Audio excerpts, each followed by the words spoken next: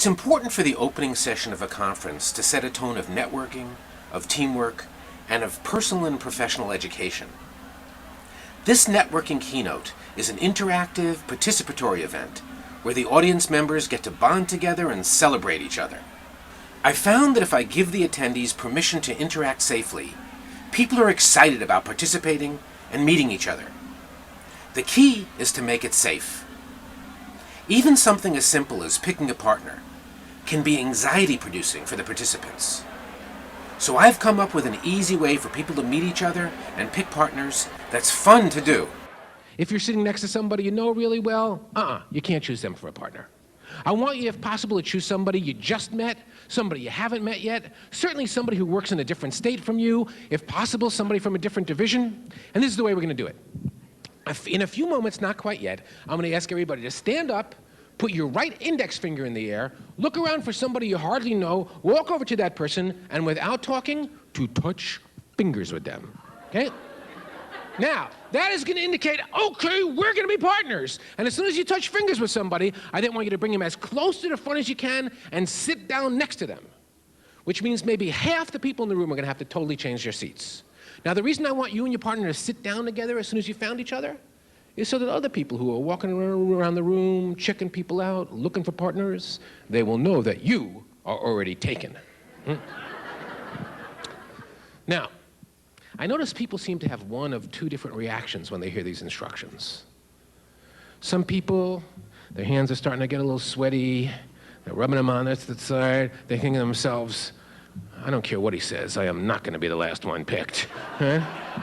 And they're kind of making eye contact casually around the room, finding somebody going like, huh? And they got their partner just all scoped out already, right? That's fine. If you've already chosen your partner, you can keep that person as long as they meet the other criteria of they're not a friend of yours, you don't know them really well. If you picked somebody who's your friend, let them go. Now,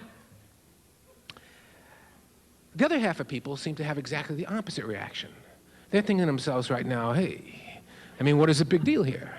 I'm sure as soon as I stand up, there's going to be like a general stampede in my direction, you know?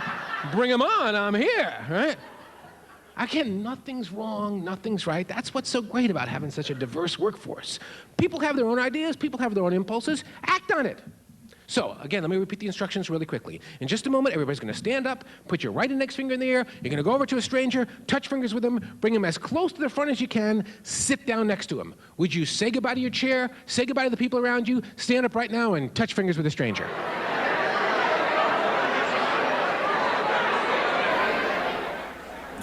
The session begins with the attendees in their seats, and they get a chance to interact with the people seated all around them.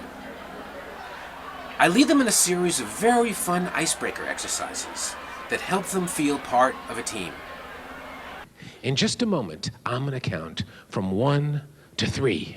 On the count of 3, you're going to whirl around in the air, face your partner, and do either the tiger, the fireworks, or the person. Now, the object of this experience is for the two of you to be so psychically tuned into each other that you're doing exactly the same thing at exactly the same time without ever talking to each other. And no secret hand signals over there either. So we're going to do this a total of 3 times. This is just the first time. Let your mind relax. On the count of 3. Ready? 1, 2, 3. Yeah. 3.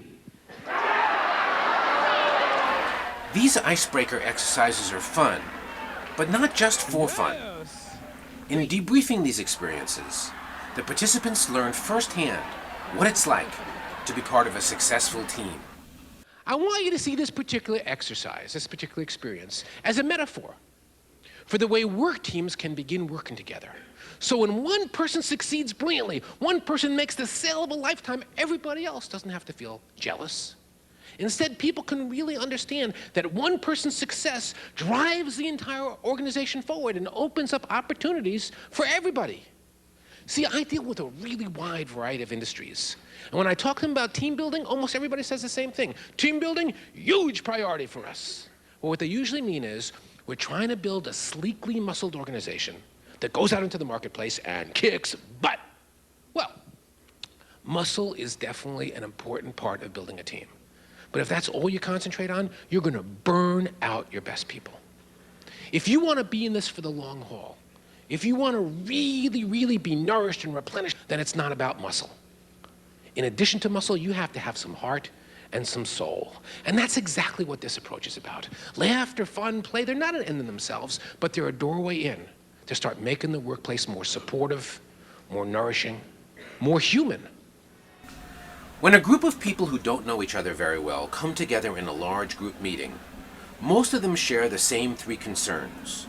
Concerns of identity, connection, and power. Identity. Who am I? And who am I in relation to this group of people? Connection. Who are these other people? Are they going to like me? Am I going to like them? Am I going to be accepted in this community? And finally, power. Am I going to be listened to? Are my opinions going to be valued? Am I going to be appreciated here? Until they feel comfortable with their place in the larger group, the participants cannot give their complete focus to the educational content of the meeting. The underlying purpose of this networking opening keynote is to resolve these three core issues by letting the participants meet each other and giving them a feeling of belonging to the group. In a positive, upbeat way, they can then go about the business of building a learning organization together. One of the most important ways this happens is that the participants get a chance to openly celebrate each other and their successes on the job. Here's what's true. Nobody ever gets enough positive feedback. Nobody ever does. Even this group of your colleagues who, by their own admission, they're trying to reach out, they're trying to help people, I guarantee you, their own best friends don't call them up often enough to tell them how great it is to hang out with people like these. So they've been reaching out. I'd like to give them something back in return. So step one, just very gently grab the hands of the people on either side of you. So we'll be in a straight line up here, or semicircular configuration, as we call it. And this is what I'd like the rest of you to do. I'd like you to visualize yourself right now at the most spectacular concert you've ever attended. Image yourself leaping to your feet at the end of that concert, giving an incredible standing ovation to the performers. Would you triple that energy right now and give this group of your hardworking colleagues the most thunderous, the most spectacular standing ovation they've ever dreamed of? So let's hit it for them right now.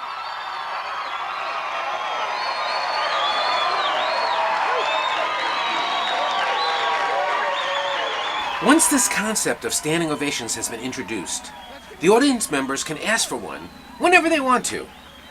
At any time during the rest of this morning, when I'm up on stage, anybody can get to their feet and say, "Hey, Matt, I want a standing ovation," and no matter what we're doing, we will stop it and give it to you right there.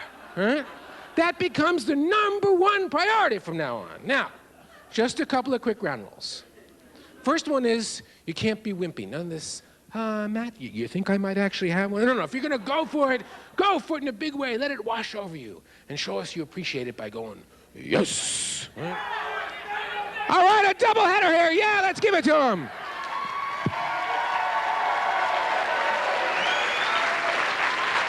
Of every day. Yes!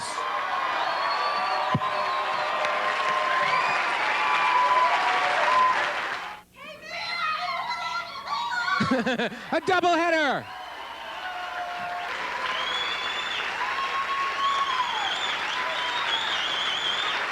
All right, notice how good you're feeling about yourself right now. Notice how good you're feeling about your partner. I want you to take that same type of feeling and think about the people you work with every day, especially the people who are supporting you at being here in this chair. Think about your customer base. How can you use a sense of fun to help you bond with your coworkers and your customers? In the second half of the session, the participants move to an open space, or else they design a way to quickly put away the tables and chairs as a team-building challenge. As happened with this group you're watching, the American Society of Interior Designers. In this open space that is then created, the advanced networking can begin. This very first exercise resembles a cocktail party, but there's no alcohol, and people are actually talking to each other. This is the most successful cocktail party ever. You'll notice that the members of the group are wearing elaborately designed name tags. that contain a lot of information about themselves. The name tags describe each participant's own particular style of having fun. The participants then randomly meet up with each other, silently read each other's name tags, and then are allowed to ask each other one question each about something they've read on the other person's name tag. After this exchange, they give each other a gesture of thanks, and then they're off to meet the next person.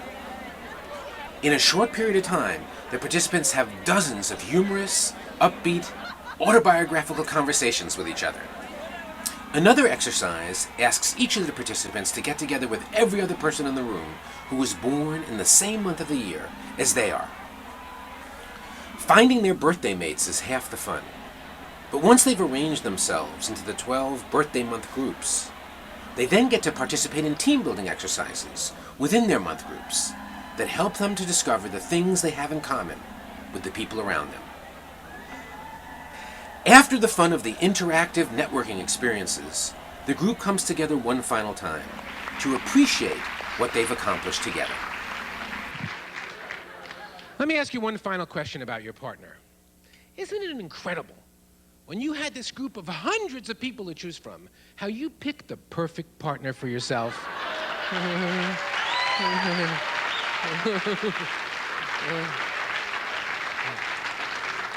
And you know why that's so, of course? Because actually we're a room full of perfect partners for each other, if only we'll take the time to really drop down, to get real, to be vulnerable, to be present with each other.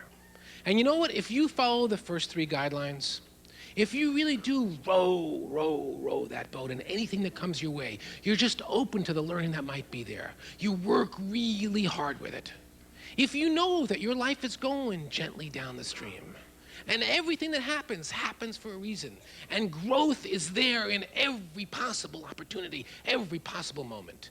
And if you really do live your life at work merrily, you're an undying source of joy and fun, not only for yourself, for everybody around you. Stand and go!